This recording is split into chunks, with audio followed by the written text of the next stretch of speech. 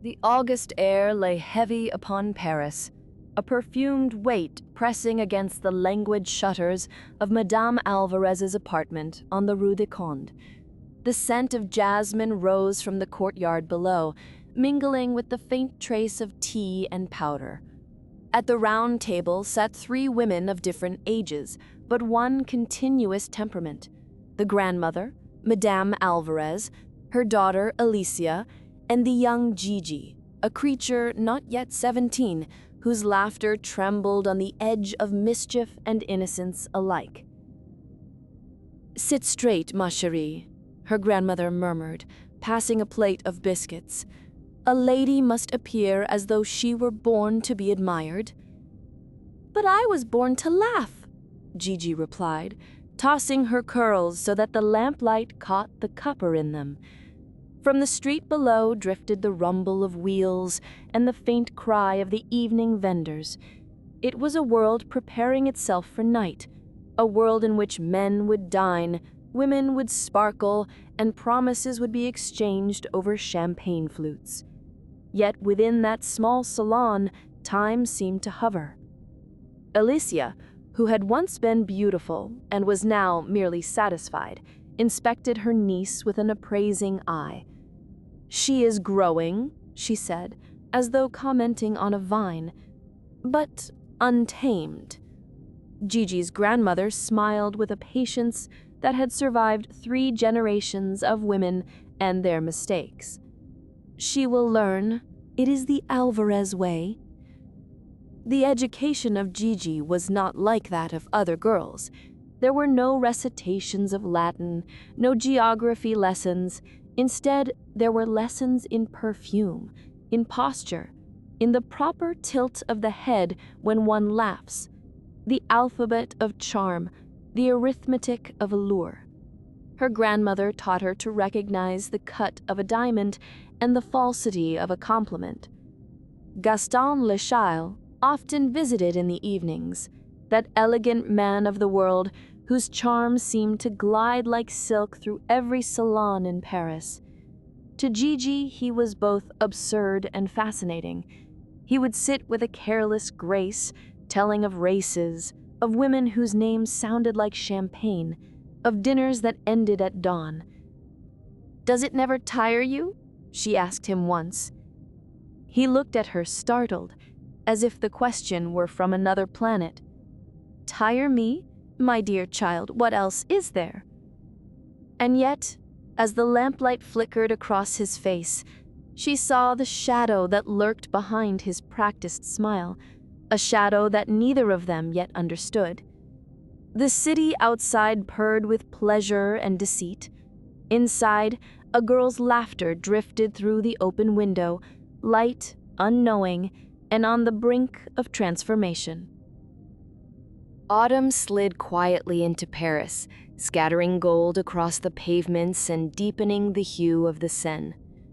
In the Alvarez apartment, life unfolded with the gentle rhythm of teacups and whispered instruction.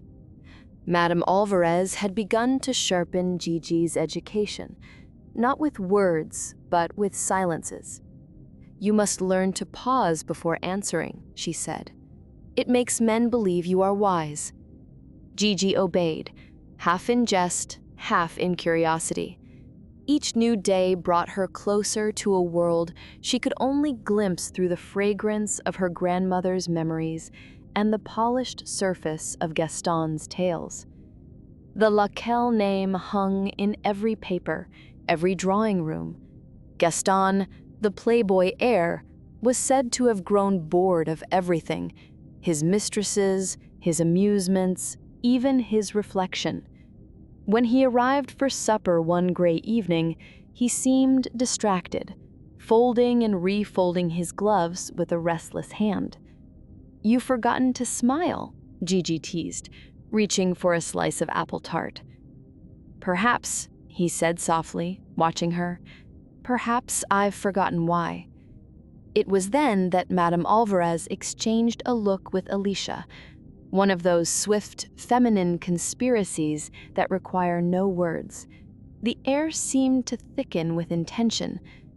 The next morning, Gigi found a gown laid out upon her bed, pale blue satin, simple but exquisite. "For what occasion?" she asked. "For learning," her grandmother replied. Gigi stood before the mirror. The dress clung and whispered. Her reflection was suddenly not her own. She felt both frightened and powerful, as if she had stumbled into someone else's dream. When Gaston next visited, he found her so transformed that he could only stare. The child who used to giggle over sugared almonds now sat poised, her eyes luminous but no longer entirely innocent. "You've changed," he murmured. "Perhaps," she said, echoing his own tone. "Perhaps I've learned why." Outside, the carriages rattled over the cobblestones, carrying secrets and desires in every direction.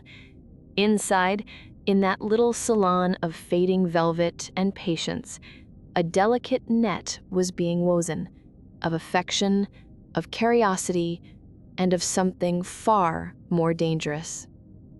The first snow of winter arrived with Gaston's invitation, a supper at Maxime's. Only a small celebration, he said, yet everyone knew what such a supper meant. Alicia fussed over the gown. Madame Alvarez watched in silence, her lips pressed into a prayer or perhaps a memory. Gigi entered the restaurant on Gaston's arm, her heart beating like a bird caught between two skies. The chandeliers glittered, and laughter rose like champagne bubbles. Yet she felt apart, both seen and unseen. Gaston's gaze lingered on her, tender yet troubled. Throughout the evening, she noticed his restraint, how he looked at her, then looked away, how his hand hovered near hers and withdrew. Paris watched them with its usual hunger for gossip. When they stepped out into the cold, the snow falling in soft astonishment, Gaston stopped beneath a gas lamp. "Gigi," he said quietly, "you must know why I brought you here." She turned toward him, her breath visible in the frost. "I think I do. I wish to make you my companion, not as others have been, not for a season, for as long as you will allow." There it was, the offer that every Alvarez woman had been raised to anticipate, yet Gigi's silence was unlike theirs. "Your companion?" she said slowly. "That means I am not to be myself. I must become your mirror." He flinched. "You misunderstand." "No," she said, her voice trembling but clear. "It is you who misunderstand me." The wind swept through the empty boulevard, carrying her words like fragile arrows. For the first time, she saw the smallness of his world, its glittering cages, its weary laughter. When she left him that night, the city seemed to shift around her. Paris no longer purred, it watched. She returned home alone, her gown heavy with the scent of lilies and decision. Madame Alvarez looked up from her chair. "Well?" She smiled faintly. "I refused him." Her grandmother's eyes filled with something fierce, not disappointment, but pride. Outside, the snow kept falling, erasing the footprints of old destinies. Days turned to weeks. Gaston did not come. Paris spoke of new scandals, new amusements, but Gigi felt the absence like a bell that would not stop ringing. She busied herself with reading, with walking through the Luxembourg gardens, with pretending not to wait. Madame Alvarez said little. "If a man cannot see the value of something freely given, he is not worthy of its price," she murmured one evening, darning lace. Still, the quiet grew unbearable. Then, one late afternoon, the doorbell rang. Gaston stood there, pale, almost boyish, as though the city had drained him of his practiced charm. "May I come in?" He entered, and the familiar scent of his cologne seemed almost too much for the room. He looked at Gigi, no longer the pupil, but the woman who had chosen herself. "I was a fool. You made me see what I am and what I might become." She listened, her hands folded in her lap. There was no triumph in her eyes, only quiet knowing. You offered me a gilded cage, and now? Now I offer you the key." Madame Alvarez, watching from her chair, pretended to doze, but a faint smile crept to her lips. Outside, the light faded, turning the windows to mirrors. Gaston reached for Gigi's hand, not with ownership, but with wonder. She did not pull away, yet neither did she yield. "I must be certain." He nodded. "Then make me wait. I have all the time in the world." And perhaps for the first time in his glittering existence, he meant it. Spring returned to Paris like a forgiven sin, shyly at first, then in a sudden rush of bloom and warmth. The chestnut trees unfurled their white candles. The air was alive with laughter. Gigi stood on the balcony, watching the city awaken. Below, Gaston's carriage waited, the horses stamping impatiently. He had come not as the man of salons, but as one stripped of his disguises. Madame Alvarez kissed Gigi's forehead. "Go, my little one, but never forget who taught you to walk before you learned to dance." Gigi smiled, her eyes bright. "I shall remember." She descended the stairs slowly, each step echoing like a heartbeat. Gaston waited, his hat in his hands. When she reached him, there was no ceremony, no audience, only two souls meeting where pretense had finally fallen away. "Are you ready?" he asked. "I am not certain, but I am willing."